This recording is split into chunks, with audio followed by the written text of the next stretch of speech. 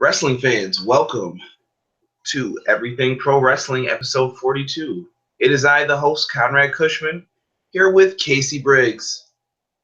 We are going to talk a little Monday Night Raw and some SummerSlam fallout, try and mix it in all together here just to give our thoughts, since I didn't really give too many from yesterday.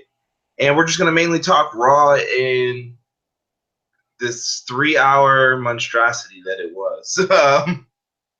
Casey, what's going on, though, brother? Not much. What's up? I think the people that were happiest about SummerSlam last night were the NXT people, because it really made their pay-per-view on Saturday night look stellar. Yeah, I think that they're I think NXT definitely crushed it. We'll get into all that though real quick. We're going to talk some Monday Night Raw, but folks, if you are here and you're watching, do me a favor. Click that like button. Make sure to comment in the section below. I don't care if you disagree. You can agree, whatever. We'll probably retort to it. Doesn't matter. And make sure you subscribe. On the road to trying to get at least 100 people to subscribe to the channel. We're almost at 60 last I looked. I think I'm at 58. So if you got friends, tell them about the channel. If they want to come on and talk, this is a show by the fans and for the fans. So make sure that you guys come on and check it out. So we're going to start talking Monday Night Raw. Raw opens up with Michael Cole explaining Finn Balor's injury. This hurt my soul right here. I'm not even going to get into all the exacts and everything else. But Finn Balor seems to be injured. People can't figure out if it was from Seth Rollins when he did the Fisherman Suplex Package Pile Driver, God's Last Gift, is what he called it in Ring of Honor when it was Tyler Black, or if it was from the Turnbuckle Powerbomb, the same one that injured Sting or everything else. Yeah, he did two to Sting, and Sting got hurt, and I think someone else did too, if I'm not mistaken. Casey, what do you think right now of Finn Balor getting hurt after just winning the Universal Championship? It screws up a lot of stuff. Obviously, WWE was planning on, giving Finn a run. It sucks for him. I hope. I mean, I'm sure he does. Everything I've seen of Seth Rollins in real life shows me that he's a good dude, that he's a nice dude, respectful. I hope he feels like crap, though, about it. As someone who just came back from, a serious injury, who just came back from a pretty similar situation, at least he got to enjoy quite a little run with his belt first, though. But, not losing the title, just an injury forcing you to relinquish it. It's a crappy situation, and I am going to bring up someone in our group posted something at the beginning of the show about Bret Hart, and because a lot of people like to give Bret Hart shit for being a crotchety old man anymore and calling out people that don't deserve it. I'm not saying Bret Hart's one of my all-time favorites. I'm not going to sit there and say he's not a crotchety old man at this point in his life. But one injury, you can kind of say, oh, that's a fluke. Two injuries, you can kind of say, oh, all right, well, it's pro wrestling. This stuff happens. 3 injuries, we're starting to see a pattern here with Seth Rollins. I hate to be that guy to pile on and everything, but man, everyone shit all over Bret Hart when he makes his comments about Seth Rollins. But Bret Hart's a dude who's been around for a long time, been around the game for a long time. He knows what he's watching. And so maybe there's some validity to what he's saying, what he's seeing in Seth Rollins. I'm not saying that everything Bret Hart says is true. I don't think it was cool for him to call out Samoa Joe. But we haven't seen Samoa Joe sorry about that. We'll just do that. We haven't seen Samoa Joe hurt anyone since Tyson Kidd, since he hurt Tyson Kidd. Whereas Seth Rollins, it keeps happening with Seth. Then that's a problem. Seth is going to start being a dude that if I was a high profile wrestler, I wouldn't want to wrestle him necessarily. Like he hurts people, he injures people out there. So he's gonna start getting that reputation if he keeps this up. It's tough for me to say that on both sides, because also, though, I feel today's style of wrestling that fans appreciate more is also more reckless. Like they want people to do these crazy power bombs, drop the dude on his neck. That looks so cool when they do this, and it looks more realistic. And I understand that, but there was a reason why Bret the Hitman Hart and those guys wrestled the way they did previously. It was, you worked hard, but you work smarter as well. You don't do things that are risky, things that could injure somebody. And I think it's part of the style thing. Like, you could watch anything, TNA's X Division, the guys in Ring of Honor, how they ramped up their style a little bit more in like the 04 to 06 period. It's very difficult to say that. I don't know. I feel bad for Seth in a way, and I don't think he feels good about it. Obviously, I don't think he's yeah, I don't think he's like happy about it. Like, yeah, like I said, everything I've seen about the guy, like, behind the scenes and everything, he seems like a good dude. So I'm sure he does feel like crap, but he kind of should. Just saying. I mean, they're saying, well, they say like 6 months. I know a lot of times they'll go on the high side of that, just to be safe, and it makes it seem more miraculous when we see the guy return prior to that. So at the top of the show, they said doctor said it looks like about 6 months Finn will be out with this injury. He'll probably be back sooner than that, but I'd say by the Rumble he'll be back. Or maybe that's what they'll shoot for now with this, is triumphant return at the Royal Rumble or something. And shout out to my Buffalo Bills. Just wanted to throw that in there while I'm still cheering. Go Bills. So they go through all the injury and stuff, and this is going to sound really bad talking about this match too. So they basically talk about there's going to be qualifying matches for the night. Whatever. Didn't really explain anything. Didn't get into specifics like they did the first show, the show that was better than SmackDown. So go figure that they didn't explain everything. And we get into Seth Rollins versus Sami Zayn. Seth Rollins defeats Sami Zayn in the opening contest. And I don't know if Zayn was selling a foot injury or if he actually had one to occur, but not good if Seth Rollins was in the ring while that happened too. And I'm like, yeah, I know. It's like we obviously people are talking about this with Seth, and like you do that angle in the match, like really, like yeah. So I don't know if they think maybe it makes him look more powerful. I mean, do you think Zayn was? I missed the part where he sold the ankle injury. Did it look like he actually twisted it or injured it? Maybe it looked like it could have been real. Obviously, we'll wait to see what the reports say. But if it was just for storyline, or if it was real, oh my lord, dude! Like, again, that one really, like, I mean, Seth wasn't really involved in that one. It was like the little jump off the middle rope where, split over. Well, Seth Rollins runs under his legs. So I get it. Like, Seth wasn't directly involved in that injury. horrible time. But yeah, I mean, if it really is an injury to Sami Zayn, like, he's involved in the match. It's bad. It's just bad for Seth Rollins. So hopefully it turns out that Sami Zayn really isn't injured. But even if he's okay, even if he's not really injured, I do feel that Seth needs to take a look at how he wrestles and stuff, and the move sets he does. Yeah, maybe he could present himself in a different light or a different style. I definitely say get rid of the turnbuckle power bomb. If, like I said, if I could ban certain moves, turnbuckle power bomb's gone after Sting. Big E's spear through the ropes, done. You're not doing that anymore. Sasha Banks and her neck rolls or whatever you want to call them. I don't know what those are, but she's gonna break her neck doing those. And there was definitely one more. Oh, and the topes. Please, guys, please stop doing that. Like, pick one or two guys who are going to do that, and that's it. I don't think everyone needs to do that. Tope through the middle rope and dive onto somebody. It's just overkill at this point. And speaking of the turnbuckle powerbomb with Seth and the injuries and stuff, obviously we had that new Legends with JBL debut on the network, leading up to SummerSlam, where he interviews Sting. To his credit, Sting takes the blame for the injury. He says it's a move that he's done 1,000 times, and he messed up on the way he landed.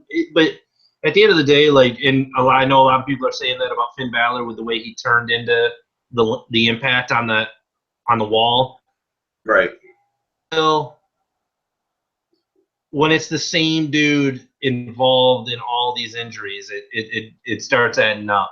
It's no longer just a coincidence or anything. Now once it keeps happening, it's like, all right, something this dude's doing. Well, yeah, to an extent. I mean, like I said, some people I think are just prone to injuries as well.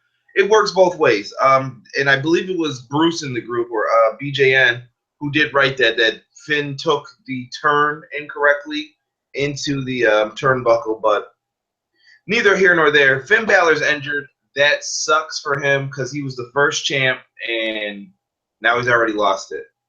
So I feel bad for Finn. He definitely deserved better than this. Never lost it. Never lost it. He'll come back and get it back. I Oh, so and I mean, since we're talking about that belt, can we talk about that belt? yeah. Real quick? Actually, I wanted to get everyone's thoughts on that belt. So I think a lot of people. I got two sides to this story. Because what I'm going to say is going to sound like I'm contradicting my other point, but it'll make sense. I think a lot of people need to shut up with their complaints about the Universal Championship. It's a dumb name. That's the biggest complaint people should have. It's a dumb name. But the way it looks, I have zero problem with the way it looks. The biggest thing I hated from that picture that Finn Balor posted of him with the belt was the big oval Finn Balor where it said Finn Balor on the side of it. Like, that was the ugliest thing. But the actual belt and the fact that it's red, I have zero problem with that. Like, plenty of championships throughout wrestling history, throughout actual fighting history, have been red. And so, I mean, like, that's a common color for championship belts. And the fact that it looks just like yeah, because it's the Raw equivalent. It's supposed to be. It's just like when they made the new women's belt, WrestleMania. Like, yeah, it looks just like the WWE Championship because it's supposed to be the equivalent. I don't think people understand how UFC presents their championships. All their belts look the same because they're supposed to be equal. Any one of these can main event the show and they're of equal importance, but people don't seem to understand that, which is why I don't really have an. I mean, I'm not the biggest fan of the name of the title, but I really don't have an issue with how it looks either. I'm just like, okay, cool, whatever. That's what they're fighting for. Yeah, I think it's a stupid name, but the appearance of the belt is absolutely fine in my opinion. Those three championships should all basically look the same because they're all supposed to be on the same level. Right. And please don't. I just don't want them to start touching Intercontinental tag team and stuff, trying to make them look like that. But if you do want to redo the tag belts, please feel free. I'm not going to stop you guys at all. I promise. The penny belts have to go. They're disgusting. Did you have anything else you wanted to elaborate on that for before we move on? Oh, my other point about that was obviously a lot of fans at SummerSlam at the Barclays Center at SummerSlam made it known that they thought it was a dumb looking belt during the Finn Balor Seth Rollins match. And Seth Rollins tweeted at the fans afterwards that Brooklyn let him down, that he was disappointed in Brooklyn because focused on the look of the belt. And I know that there's a lot of people. I saw Mick Foley post something on his Facebook page, basically saying the same thing as Seth Rollins, that he was disappointed in the fans, and he thought that a few fans ruined it for a lot of people. And my whole thought on that is I've told you numerous times, they paid their hard-earned money to buy that expensive ticket to be at SummerSlam. They bought the right to chant whatever the hell they want, as long as within reason, as long as they're not being, vulgar or offensive, disparaging anyone. That would be crossing the line. But as long as it's within bounds, like, right to chant whatever the hell they want. If you don't want them chanting about how ugly the belt is, captivate them. It's on the performer that's in the middle of the ring, on them to captivate the audience and make the audience focus on the match as opposed to the dumb looking belt at ringside. Like, I'm sorry, but that's the fact. Like, if you don't want them to chant about the belt that they think is ugly, step your game up. Because I'll say that, like, Finn and Seth had a very good match. It was a solid match, but it's not one that I'm gonna like think back on and like remember. I'll remember it because it's the one where Seth hurt Finn. That's the reason I'll remember it, not because it was like some classic, amazing, great match. So Seth, maybe instead of bitching about the fans and what they were chanting, why don't you just focus on stepping your game up in the ring and captivating those fans and making them chant something positive about your match? Like, that's my stance on it. I feel that you can go either way with this one, because at times I do feel fans take over the show to where they have such a voice. I believe my guest Brian Mazik, aka Franchise Play on YouTube, give him a subscribe if you guys can. Franchise, he does a lot of sports, video games, and writing and stuff, and he basically writes this all the time as well. When the fans try and take over the show, he says it's one of the elements that he thinks is starting to hurt wrestling, because everyone's a booker now. Like, hey, this is the best way to do this. What are you guys doing? This sucks. And then 3 weeks later, they put the belt on that guy. And these guys are like, oh, forget him. Now we're on to this guy. Now here's what you need to do next. Blah, blah, blah. And it's just like, yeah, I get it. He says in the movie theater, you don't sit there and go, oh, that guy shouldn't be the bad guy. What are you doing? And I understand his points to some extent on it. But I see your side too. I mean, when I buy a ticket, I don't want to be dismissed because I'm like, oh, you're a moron. You don't know what you're talking about. That's why you're a fan and we're in here. Well, no, you're just lucky that you're in the ring. And don't tell me I can't criticize something because I haven't done it, because people criticize movies. It's and the whole, like, you don't buy a ticket to a movie, like, that's apples and oranges to me. It's completely different venues. Chanting isn't an integral part of the movie watching experience. Well, he's even saying even like a sports game. Like, you don't go to the sports game and then try and take over the show. Like, you're there to watch. He's like, just try to enjoy what is in front of you. But I'll disagree with that. I'll disagree with that all day. If the coach and if the players or whatever are dropping the ball, absolutely fans are gonna. I've experienced that firsthand at a live sport. They're going to react to the team and what they're supposed to, versus making a deal about something else. I guess wrestling's a little bit different for it, because people will bring up, I'd rather see Heath Slater right now than what's going on in the ring. But what he was trying to say is that sometimes some of it just feels irrelevant. It's like, guys, let them get through this first. Because as you saw with Titus O'Neil later on, something similar happens. We'll bring it up, because it's all going to come into play throughout the night, even with this. So we get Kevin Owens versus Neville. These two I think they have great chemistry. Put on a good match here, but we all know Kevin Owens gets the big victory, and he actually won with a torture rack spin around kind of neck breaker to win, which was cool. I like when they win off moves that aren't their finishers. It was awesome. Like, and speaking of this Seth Finn match, like, Seth did that the move from his old days there. God's Last Gift.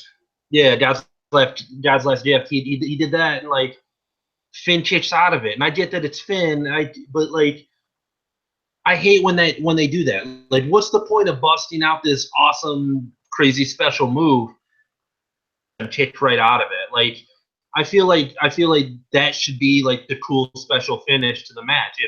If you want to bust that out for the fans, like, and that's it. Don't let him, like, what's the point of doing this special move then if like the dude just kicked out of it? Like, because then that's what becomes the quote unquote special moves, or video games and stuff that like every wrestler has, like, in addition to their finisher, they have like 2 or 3 special moves that they always do. And it's like, it's kind of like what Stone Cold brought it up on one of his podcasts. Like, what's the point of doing that stuff if like your opponent just kicks out of it? Like those special moves should finish opponents. Like, I remember when I was a kid, not every match ended with the finisher. Right. Not everybody's gonna eat a super kick or a sharpshooter. Yeah. It's like, dude, you're about to lose from a Russian leg sweep. You're done. You've had it. Like, yeah, like some matches should just end on like a cool move like that. That's Right. not the dude's finisher. It's just little minor things that bugged me.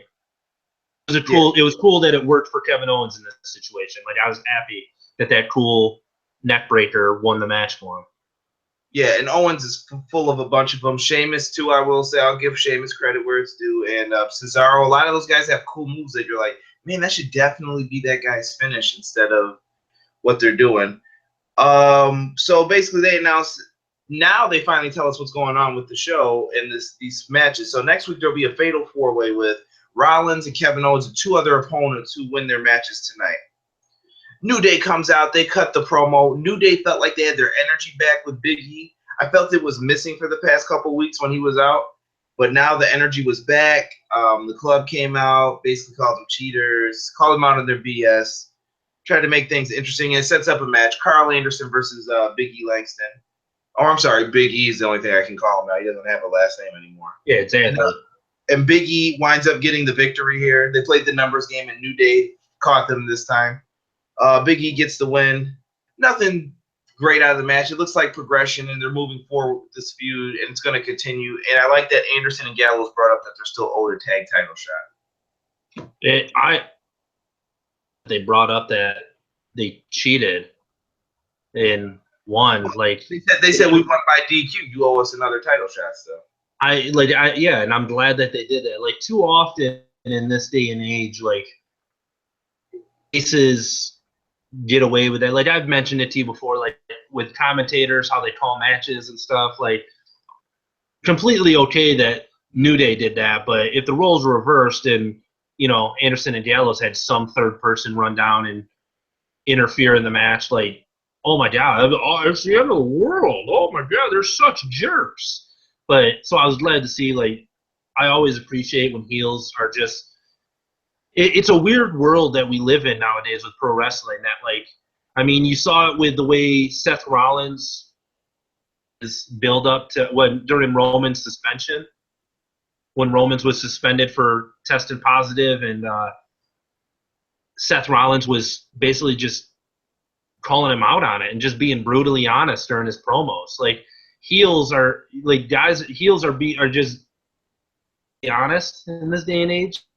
You saw it down in NXT with Samoa Joe I would always say the heels were honest. Even if you go back and listen to like the stuff from the 80s, now I feel like we're educating wrestling fans real quick. But the heels have always been more honest. Like, listen to Bobby the Brain Heenan. He never lied about Hulk Hogan. He's like, hey, he just did an eye rake. You were calling on that Gorilla. Gorilla Monsoon, turnabout's fair play. Yeah. You know? Yeah, Gorilla did a nice job covering it up, and so did Vince McMahon. But Jesse Ventura would say it too. He's like, hey, McMahon, that guy just did a back rake. You said that's illegal before. Say it now. And it's like, oh, well, you know how it goes sometimes, Jesse. Ho, ho, ho. I'm like, he's really the heel. Like, come on, man. Yeah. You can't say that. Yeah, exactly. Like, it's just funny that, like, the faces are the ones that dicks in this day and age, and the heels are just I'm just calling it like to see it. This is just being honest. You guys cheated and you got away with it, and everyone cheered you. So we get to the next segment. This is the one I was talking about before with Titus O'Neil and the fans chanting stuff. Titus O'Neil, number one. I'm sorry to say this, Titus. You're a good guy. You're probably a really nice dude. Do not grab a microphone ever again. That was like, it was just bad. Like, watching him up there, I felt like I was watching like your kid go up there and he's forgetting the lines to read at church or something. You're like, come on, man, they're right in front of you. Look, say something. And he just looked so awkward. And that could just be they don't feel comfortable going up there because of the way WWE does promos now. I won't get into that whole problem. But they're chanting for Heath Slater, and I thought he tried to bring it back home. Like, yeah, well, I'm calling out Darren Young right now, so I don't care what you guys want. And the fans are still chanting for Heath Slater. Sometimes I think that makes it worse, though, too, trying to deflect from it. Bob Backlund comes out, does a horrible crossface chicken wing. I don't know what he was doing. Like, the arm wasn't even hooked on the other side. He just basically turned his neck like this and was like, oh, chicken wing. And then Darren Young comes down and gets beat up by Titus O'Neil. I don't care about this feud. I thought it was better when you had them back together as the primetime players with Bob Backlund as the manager. I think it would be great if Bob Backlund's in the middle dancing with them, doing the little dance they used to do when they put their arms around each other.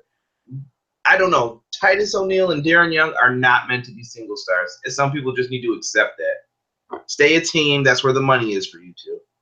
Period. Make Darren Young irrelevant again.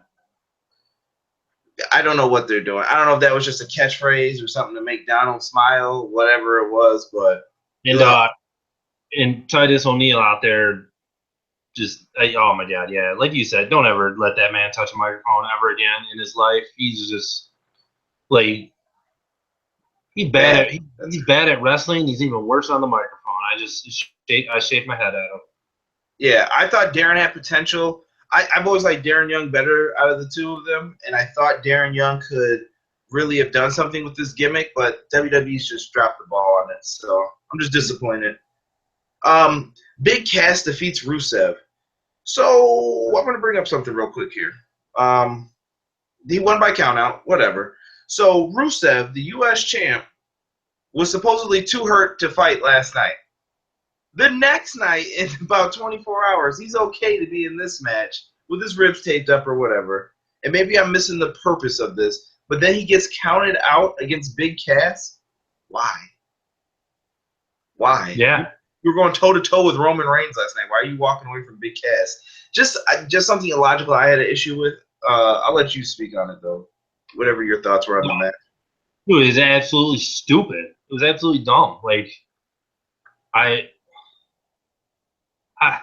don't know. I love Big Cass. Don't get me wrong. I love Big Cass, but I did not understand. Like, what are they doing with Rusev? I don't know. It was dumb. I was expecting maybe he would come back at the end with Roman. Nope. Just it was dumb. It was dumb. They're like, we couldn't find like another heel opposite Big Cass to give Big Cass this win. You couldn't move on to the Fatal 4-Way. You couldn't have put Bo Dallas, Curtis Axel, someone else who just wants a chance. I don't know. It doesn't. Couple of dudes we haven't seen since the draft, but supposedly, as a lot of people in our group said, like, oh, this brand split's going to give so many more people the time that they weren't getting before. Oh yeah. Tell Bo Dallas how that's working out for him. The people that were supporting this brand split, but because they thought it was going to magically give, people that WWE didn't care about the time of day. Like, please. I'll just do the sound effect real quick. I mean, that's how I feel for these guys. Just poorly booked. You have 3 hours. How do you not have time for everybody? I'd have time and then some. Like, I don't know. It doesn't. Forget it. That's what people were saying about on Twitter. If you looked on Twitter, if you paid attention to Twitter during Raw, all throughout it, like especially during that Titus segment, they're like, why are we not getting more women on this show? Like, but we're getting Titus O'Neil, like, sounding like a third grader out there in the middle of the ring. Like, I don't know. It doesn't make sense. Speaking of Twitter, follow at EPW Podcast if you guys want. Just throwing it out there, our new Twitter handle. Owens and Jericho backstage arguing properly how you do a promo segment. Yeah, I'm gonna win. He's gonna win. You could win, and they're still trying to be humble, like, hey, we're still buddies, right? Yeah, we're good. And Jericho says, well, what's gonna happen? He's gonna get it. He called Tom Phillips Felipe or something like that. I loved it. I laughed. They're amazing together. The fact, like, Chris Jericho, hands down, bar none, one of the greatest of all time. He has been around for so long, and he consistently reinvents himself and keeps himself cool and relevant in whatever the landscape is when he comes back for his runs. He's able to immediately like make himself relevant again, and Kevin Owens have that same similar type of wit and humor, where that condescending "I'm smarter than you" heel humor, which they play off each other perfectly. They're great together, and yeah, I can't say anything bad about those two. If you're a wrestling interviewer, you do not want to come up to Kevin Owens and say, I'm sorry to bother you, but well, you're not sorry that you're bothering me because you're still doing it. So what do you want? I'm just like, wow, what a jerk. Like, yeah, I'm just gonna hold the mic. Kevin Owens very witty. I like him, and he's a great heel. I don't even know if I'd ever turn him babyface ever. I don't know. Dude, no, it'll be a sad day if when he's not a heel. Yeah. So we get through that. We got Charlotte coming out with Dana Brooke, bragging about the women's title that she won back, telling Sasha she needs to rest up. Well, Mick Foley comes out because Mick Foley's a huge fan of the women and their wrestling abilities. And he says that when Sasha Banks is cleared from injury, she will be getting a rematch no matter what. So, Foley, I'm going to hold you to that. So make sure that you go ahead. I tweeted when he said that. I was like, in other news, Mick Foley tells us water's wet. Sasha Banks is going to get a damn rematch for the women's title she just lost when she comes back from injury. That's fine, though. At least he said it. So I'm like, all right, I'm going to hold you to that because when she comes back, I don't want to hear, like, it'll be in 3 months or something, or you got to fight this person first. So she's getting her rematch. But in the meantime, Foley says he signed the hottest free agent, which we all were hoping who it was. And it turned out to be #HugNation Bayley. She comes out. The fans went nuts for her because everybody loves Bayley. Bayley is a perfect character or a face who anyone can get behind, whether you're a child, a female. Bayley presents herself in a very positive fashion, and she's just a lovable kind of character. I don't know what it is about her that makes her so lovable, but something about her just works. And in the ring, you feel sorry for her when she's getting beat up. So you get Bayley versus Dana Brooke in the first match, and I will give credit where credit's due. I talk a lot of garbage sometimes about Dana Brooke. Dana Brooke did very well in this match, maybe because she's used to working with Bayley. Maybe that's part of the problem with the chemistry she's having with some people lately, and she's messing up in some of the matches. We'll see how it goes. But Bayley gets the big win with the belly to Bayley suplex. Casey, what did you think? It was a great segment. Proof positive that because it was a lot of the same crowd from SummerSlam. Just saying, same arena, same town, everything. A lot of the same people staying over. Proof positive that a segment is able to win over a snarky crowd. I mean, they were mocking Dana Brooke a little bit, and then Bayley comes out, wins them right over. And guess what they're not doing? They're not doing some dumb chant about something else that has nothing to do with what's going on right now. Right. And with that, though, here's my token. The fans are probably happy because they're getting what they want. I feel like sometimes they're acting like children in the store. Like, they know what they want. They're like, I see that toy. I want that one right there. I'm going to get it, right? I'm going to get it, right? And then they're waiting throughout the show, and the longer they're starting to see, I'm not getting what I want, they start getting a little restless, and they're like, oh, I'm about to razz this guy because he sucks, and I don't like him. And I'm saying, if the fans are doing that to you, they obviously don't like you anyway. They don't chant that stuff when Rollins is in the ring. They're not going to chant that stuff when someone they like's in the ring. They wait until it's Titus O'Neil on the microphone. They start chanting CM Punk. I know as much as they didn't want to acknowledge that as well, you heard CM Punk chants. The thing is though, like, yeah, same Punk. The thing is though, like, the fans do it to Rollins on occasion. They did it to Punk on occasion when he was the heel and stuff. But the difference is those guys are actually great at what they do, and they're great at turning it around and reaching back and grabbing the crowd back and regaining control and recaptivating the audience when they're on the mic. Someone like Roman Reigns is terrible at that. Like Roman Reigns constantly does that when he's trying to cut a promo in the middle of the ring. Like fans will be stuff at him, and he'll try to like make some smart ass comment at the fans, and it doesn't work for him because he doesn't have. He's not slick like that on the microphone. Like no, what were you saying? No, I was gonna say I think Roman Reigns, number one, I think he means that when he says like the slick comments. I think it's just whatever's on the top of his head. Where he's like, "Sit down and shut your mouth." That's how he feels, and it goes back to something I've always said. I like Roman Reigns. I don't have an issue with him. I just think he's in the wrong role right now. I think he should definitely be a heel. It would fit him better. I think it's just who he really is. He's like, you know what? I'm tired of these people. He's like, sit down and shut your mouth. You're going to accept the fact that I'm the best. And maybe it's just the people don't like the role he's in. Because I bet you if he turns heel, people are going to cheer Roman Reigns. And then they're going to say, that's my guy. I like him right there.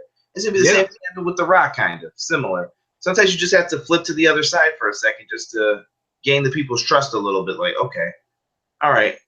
You gave my guy his time. I respect that. Boom. Let's move forward. Yep. Completely agree. And Roman also had a segment. He said he's going to shut Jericho's mouth. Yeah, too bad, too sad. Who cares?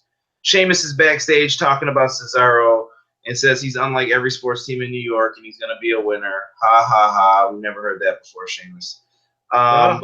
Tried. New York Yankees have the most championships in pro sports history. Not just baseball, pro sports history. New York Yankees people. Yeah, I know I'm after the Yankees, but hashtag Casey Stengel, hashtag Roger Maris. 61 and 61, my boy Roger Maris. Absolutely. Sucked on that, people. We get Braun Strowman defeating Johnny Knockout. I saw some disgusting things online during the squash match, which disappointed me in some respects, but yeah, he wins. Did he win the Jackson Powerbomb tonight? I can't remember now.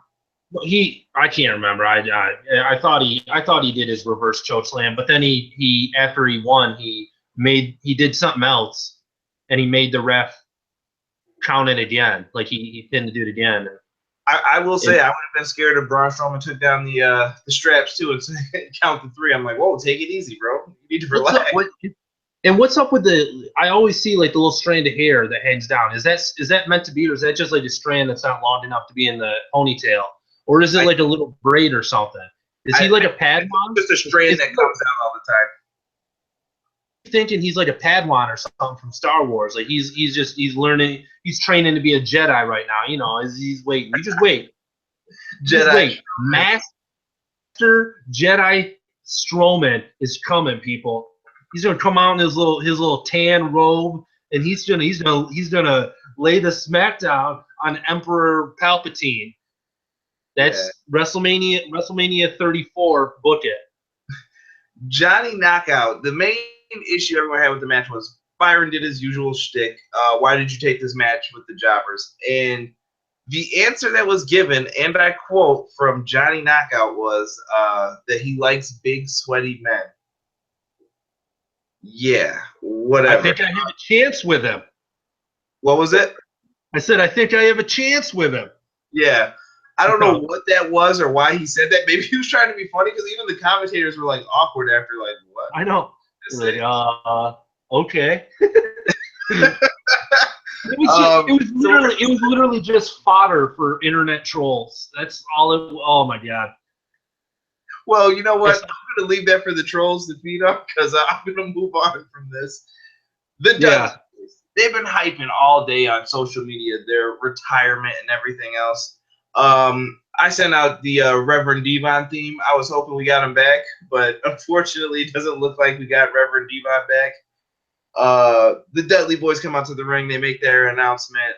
All of a sudden, what are their names? The Shining Stars, Epico and Primo. The Shining Jobbers.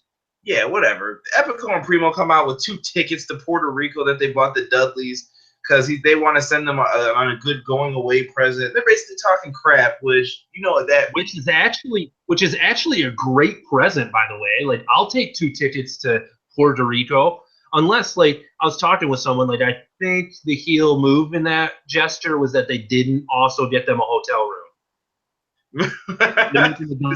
Making the Dudleys, spend money on the hotel room, but whatever. 2 tickets to Puerto Rico, Well, the Dudleys go through everything. It's like they're hitting their final moves for the last time. You see the 3D. They do the headbutt to the groin. Devon get the tables, but then all of a sudden Anderson and Gallows come out. Why? I don't know. This really wasn't fully explained unless it's being explained on the after show or Raw Fallout, whatever it's called today. And they basically beat down the Dudley boys. It was bizarre. I think part of it might have been because even though they're the heels and getting booed like heels, because fans like Anderson and Gallows, they respect them. They're good wrestlers. They came, the whole Bullet Club thing. They got that shine from AJ, who fans love. So it's like I feel like this was like maybe it'll be progress in a storyline. Maybe the Dudleys won't actually be done now because of it. I don't know, but I feel like because you heard it, like after they took out the Dudleys, they actually got booed very heavily. So yeah, maybe that's why. I don't understand the point of the segment though. So you tease the Dudleys retiring. So is this going to turn them? Did you want to turn them face and stop them from doing that and put them in a important program? I mean, I feel like the Dudleys have been shafted since they came back. You never put the belts on them, then you just were like, I changed my mind. Forget it. We're going in this direction. Yeah. And I was all for, like, I'm like, yeah. It was one of those, like, I want to see the Dudleys get the belts, but I don't want to see them take them off New Day. And I understand that. And now you're riding this New Day thing out. But is this going to lead to maybe tables, ladders, and chairs match, something like that, a ladder match? I don't know what they're trying to set up here, but I'm kind of interested. And I hope the Dudleys actually stay a team for a little bit. I don't know. Are you into the splitting of them? Or if Bubba Ray gets that Bully Ray kind of singles push, would that work? I would have been okay with it if I hate to say that about Devon and stuff, but it's been obvious since they came back that Devon is the one that lost a step. Ray can still go. So I thought maybe that's what was going to happen. We were like, I tweeted that out. I thought we were going to get the Mark Henry treatment there, where he didn't really retire, and I thought he was going to turn on Devon. So maybe Devon would go off and ride off into the sunset, and then Bubba Ray would stick around as that character. But I'm okay with them sticking around too as a tag team, especially like let's put together tag titles. Let's New Day, Dudleys, and Anderson and Gallows in a real TLC match, reminiscent of the olden days, so to speak. I would definitely be. That's where I hope this is leading to or going towards. Maybe we shall see. I think you can trade the belt between those 3 teams and have some fun with it. And we get to the main event segment: Roman Reigns, Jericho. Good match overall. I think Jericho has good chemistry with Roman Reigns. It's kind of weird. I like their matches. I even like the whole Roman gets out. Jericho looks around like, which way did he go? And then he turns around and gets speared. Perfect. And Roman gets the big victory. So that leads to the Fatal 4-Way next week between Roman Reigns, Seth Rollins, Big Cass, and Kevin Owens for the winner becoming the Universal Champion. Big Cass, second ever Universal Champ. Knock it off. He's definitely the one that I'm already like, no way. And I think Owens by other like, there's no way. I think Owens might take it in a surprise. I feel like Rollins and Reigns might cancel each other out in the match, really, which would allow Owens to slip through and get the belt, get the W. I don't see it. I still see them. It would make a lot of fans happy. I see Kaz and Enzo still feuding with them. I don't think you can walk away from that either yet. I get it, dude. I get it, but I don't know how to do it. But I don't know. I just in my Rollins, hopefully not Roman. I'll be devastated and depressed if Roman Reigns wins next week. It'll be awful. Yeah, but I mean, for storyline purposes, you could go back to Finn and explain why. Because all right, Finn knocked him out. He's still in it. Yeah, I don't know. I don't. Because Roman Rollins doesn't. winning just goes in circles. I mean, unless you want to do that for temporary until you're ready to put it on Roman. Which no, I don't know if we want to see any more Roman versus Rollins either, though. At the same No, time, I really don't. I really don't. I mean, I would like to see Rollins with the belt, but I'd like to see him move on and for the belt. But yeah, I mean, yeah, I think Jericho and Owens versus, like, there's definitely still some meat left on that bone for them to keep feuding. But I don't know. Maybe there's some way to make it happen with titles still involved because they're not in the tag title picture. So, I don't know. Maybe Rollins and Reigns take basically eliminate each other from the match next week, and that it comes down to Owens and Cass and something. Maybe Jericho comes out and helps his buddy Owens get the W. you know what? Here's another thing I'm thinking. Now, I may be thinking too deep into this. I'm still going to stick with my opinion that I think Reigns is walking out with this, in my opinion. Or Rollins, one of those two have to be. But Owens could win this because the lack of roster depth right now. Like, I know that I'm trying to think until at least Survivor Series December pay-per-view time. Who are you? I do not want to see Reigns and Rollins that whole time. You can't do that. Unless you're going to break off Jericho and Owens and put them. I think you can separate them. They remind me a lot of how when they put like Jericho and Christian together the first time, or Christian and Lance Storm, they could do singles and tag up, whatever. So it'll be interesting to see who gets the big victory here. But overall, Casey, what did you think of Raw? Is this a thumbs down? 3 hours too long? I'm just trying to get everyone when we talk. It was 3 hours too long. You're right. Should have ended when it started. It was. There were a couple of good moments, but there weren't enough for me to give it the thumbs up. So if you're only giving me the two options on this one, it just, especially like after such a disappointing pay-per-view, like one of your big four pay-per-views of the year was a big wet fart last night. I really feel like they needed to come out guns blazing tonight on Raw and really win the fans back over after that lackluster SummerSlam. And they didn't do it. I get that they were tripped up a little bit with the Finn Balor injury. So not totally their fault. They had to call a last minute audible there, but still, I plan for this stuff. You should always have a plan B, plan C, just in case these things happen. That way you can still come out on the post SummerSlam Raw, with guns blazing. Just absolutely light it up, put on an amazing Raw that people will be talking about for a while. And they didn't do it. They followed up a wet fart pay-per-view with a wet blanket Raw. It fell flat to me. Yeah, I'm with you on that. And one last thing I wanted to cover, because I don't know if we're going to do another video tomorrow or not. Brock Lesnar, Randy Orton, real quick. That seemed to be the talk of the town from everybody that I heard from today. Do you want to give your overall thoughts real quick on it? I will absolutely give my overall thoughts quick on this. Quickly, I got to delve into SummerSlam a little bit. One of the weirdest, most bizarrely set up cards I've ever seen, especially for a Big Four pay-per-view. The order of the matches was just absolutely like I have no idea what they were thinking.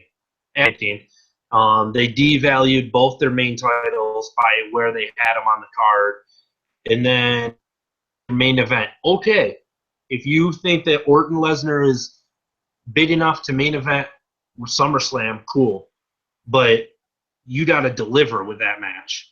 And it was a hot garbage match that ended abruptly with this vicious elbow that I'll admit, like I've been reading reports today that that's how it was planned. Actually, they actually planned the open like that. So okay, but it did. So I thought that it was a shoot. I thought that Brock Lesnar went off script. I mentioned that to you earlier. I thought maybe it was a little bit of a receipt for that internet that Randy Orton made a month ago. But I liked how I didn't mind how the match ended with Lesnar taking out Orton like that, because it lets it keeps Lesnar looking badass and tough. It's okay because Orton, like, it kind of makes it like, oh my god, like Brock went off, like, so it kind of still preserves Orton a little bit. He didn't really eat a pin or anything, so he didn't have to get pinned for the 3 count. But I felt like there was something missing in it. Like, and I know a lot of people were expecting maybe Goldberg, but he's out with surgery right now. Like, something they could have had something or someone else like show up. Bray Wyatt was one that you and I thought maybe could have gotten involved in this one. Yeah. They teased that a little bit on SmackDown with Bray Wyatt having that moment with Orton, but nothing. It was just nothing. It was just like happened. And then Lesnar got in a fight with Jericho backstage, which just makes me love Jericho even more because he's not afraid to get in Lesnar's face. Right. I think Lesnar plays the bully card sometimes. At least that's what it looks like from some of the people I talked to. They had the interview for the 2K17 video game conference and stuff during the SummerSlam weekend they always do. And they said interviewing Lesnar, even some of the way he was talking to some of the reporters, I don't know if he was trying to stay in character or what, but they said he comes off like a bully. And best way to deal with bullies, I think, is what Jericho did. You got to confront him and say, "I'm not scared of you. So what are you going to do? If you're going to throw the hands. Let's do it." But overall, though, I'm looking forward to seeing what SmackDown does. I have a feeling, if I'm predicting this, I think SmackDown's going to win again this week in the Battle of the Brands. They should be paying attention to social media and everything. If they're not working on, again, like I said, they need to do tomorrow night what Raw was supposed to do tonight. Just go out on fire, like come out tomorrow night on SmackDown. Just give us a SmackDown for the ages to salvage something from this weekend. Yeah, what they need to do. And so if they don't, if I tune into SmackDown tomorrow night and it's hot garbage, I'm gonna be very pissed off. So at least I'll have Mauro Ranallo to listen to. correct. Instead of your boy Byron.